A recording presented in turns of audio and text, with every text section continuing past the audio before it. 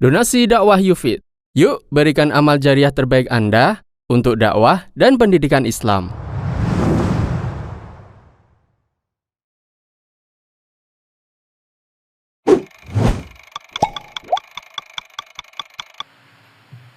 Seolah-olah agama Islam tidak berbicara kebahagiaan.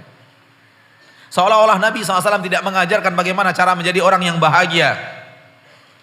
Fala haula wala quwata illa billah. Kalau ini sudah tertutup mata seorang muslim dan seorang muslimah dan tidak mencarinya dari Al-Quran, maka iblis siapkan jalan. Iblis siapkan jebakan. Kebenaran, kebaikan, kalau tidak kita kembalikan kepada ayat-ayat Allah dan hadis-hadis Rasulullah SAW untuk menimba darinya, bahaya besar terjadi.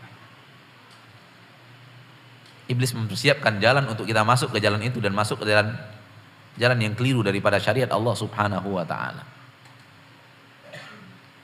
Tadi pagi kita sudah membacakan ayat Al-Qur'an di dalam surah Al-An'am. Wa anna hadza sirati mustaqima fattabi'uhu wa la tattabi'us subul. Inilah jalanku yang lurus. Ikuti jalanku yang lurus ini dan jangan ikuti jalan-jalan yang lain. Nabi SAW membuat sebuah garis lurus. Di kiri dan kanannya Nabi membuat jalan-jalan yang beraneka ragam, garis-garis yang sangat banyak, dan Nabi mengatakan inilah jalanku yang lurus. Ikuti jalanku yang lurus ini. Adapun jalan-jalan yang banyak di kiri dan kanan jalan ini, tidak ada satu jalan pun, melainkan ada syaitan yang mengajak manusia untuk masuk ke dalam jalan itu dan keluar dari jalan yang lurus.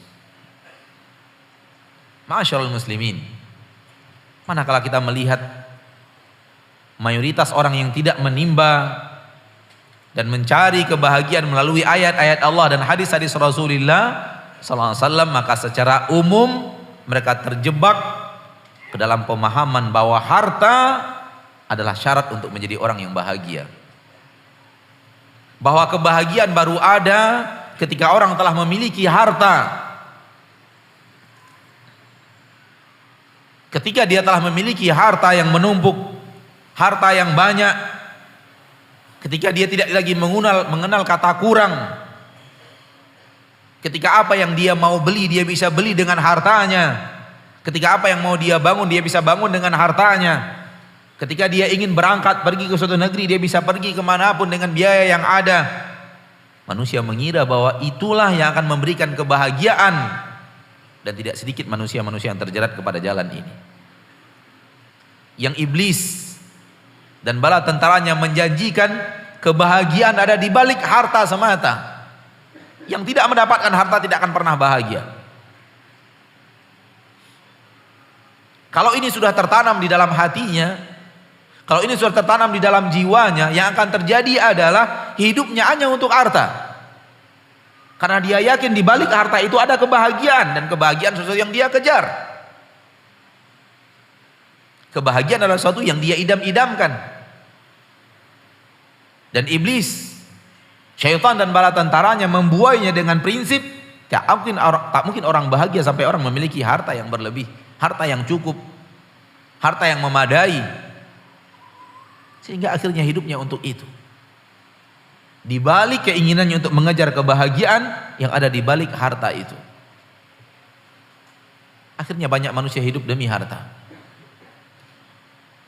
Manusia hidup demi mengumpulkan kekayaan di permukaan bumi ini. Karena dia mengira bahwa kebahagiaan ada di balik harta itu. Murni di balik harta itu. Dan mereka keliru dan salah jalan. Harta semata tidak menjanjikan kebahagiaan apapun.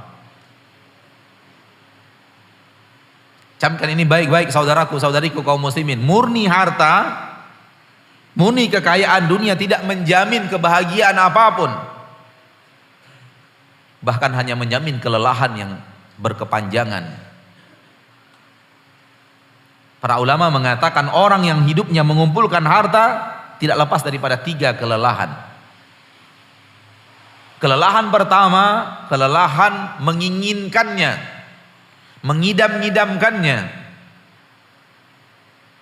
Manusia yang punya cita-cita yang sangat tinggi, punya keinginan yang sangat tinggi, punya harapan yang sangat tinggi, sebelum dia sampai kepada cita-citanya itu, sebelum dia sampai kepada harapannya itu, dia lelah mengidam-idamkannya.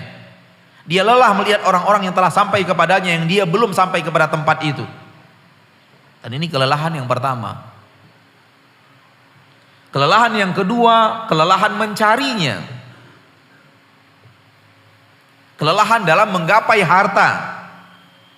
Apakah harta akan didapatkan oleh manusia dengan sangat mudah? Tidak. Apakah manusia akan mendapatkan harta dan cita-citanya untuk menumpuk harta tanpa usaha dan kerja keras, tanpa banyak rintangan-rintangan yang menghadang? Tidak mungkin. Manakala kita melihat orang yang memiliki harta yang besar, fahamilah dia menghadapi rintangan yang sangat besar dalam hidupnya. Fahami bahwa dia memiliki kesusahan yang sangat besar dalam mendapatkan apa yang dia dapatkan sekarang.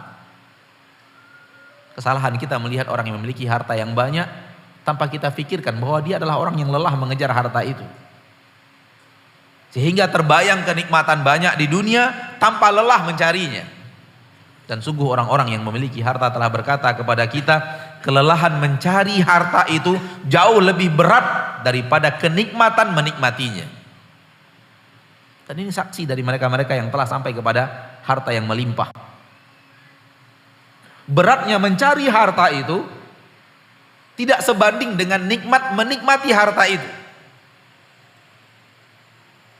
Ketika kita membayangkannya tanpa mengetahui kelelahan dan kesulitan mencarinya, kita merasakan alangkah nikmatnya kalau kita berada di sana. Tapi andai kita merasakan lelahnya hidup, andai kita merasakan susahnya mengumpulkan harta itu, kita akan memiliki pandangan yang berbeda. Yang ketiga, kelelahan orang yang mengejar harta adalah lelah menjaga harta itu. Jadi manusia ditimpa oleh kelelahan demi kelelahan demi kelelahan kalau hidupnya untuk mengejar harta. Membayang-bayangkannya, mencita-citakannya sudah capek, mengejarnya juga demikian. Setelah dapat, memelihara dan menjaganya pun berat.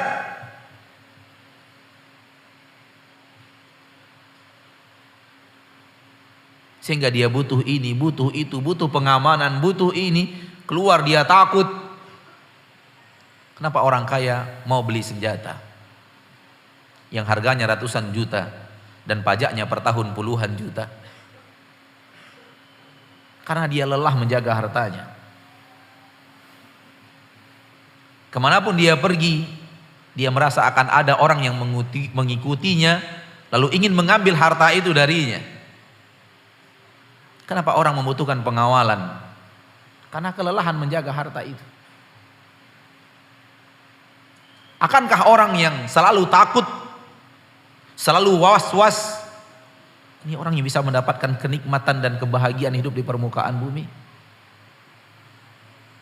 Mana orang yang bisa menikmati hidup dan kenikmatan di permukaan bumi dan kebahagiaan di permukaan bumi? Orang yang dihantui oleh ketakutan sehingga harus kemana-mana harus dikawal, kemana-mana harus membawa alat yang dengannya dia bisa membela diri, atau orang yang merasakan keamanan, kemana-mana tidak butuh pengawal, kemana-mana tidak butuh alat dengannya dia bisa mempertahankan diri karena dia tidak takut akan kezoliman manusia atas dirinya. Di negeri kami atau di negeri antum juga mungkin akan antum temukan kejadian adanya orang kaya yang kemudian di tengah jalan dihadang, kemudian dibunuh, diambil hartanya. Tahu kenapa pembunuh itu datang kepadanya? Jawabannya hanya karena dia orang kaya. Karena dia orang yang memiliki harta. Kalau bukan karena dia kaya raya dan tidak memiliki harta, orang tidak akan datang kepadanya dan memburunya. Justru pembunuhan yang terjadi padanya disebabkan dia kaya, disebabkan dia memiliki harta itu. Oleh karena itu Islam tidak pernah menjanjikan kekayaan di balik harta. Walaupun Islam tidak pernah bertentangan dengan harta.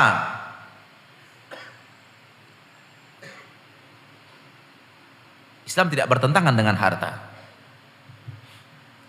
Allah mengizinkan manusia untuk memiliki harta. Dan bahkan harta itu diturunkan ke permukaan bumi justru untuk manusia. Huwallazi khalaqa lakum ma fil ardi jami'an. Di dalam Al-Qur'an di awal surah Al-Baqarah, dialah Allah yang menciptakan untuk kalian semua yang ada di bumi. Semuanya untuk kalian wahai manusia. Allah tidak melarang kita untuk memiliki harta.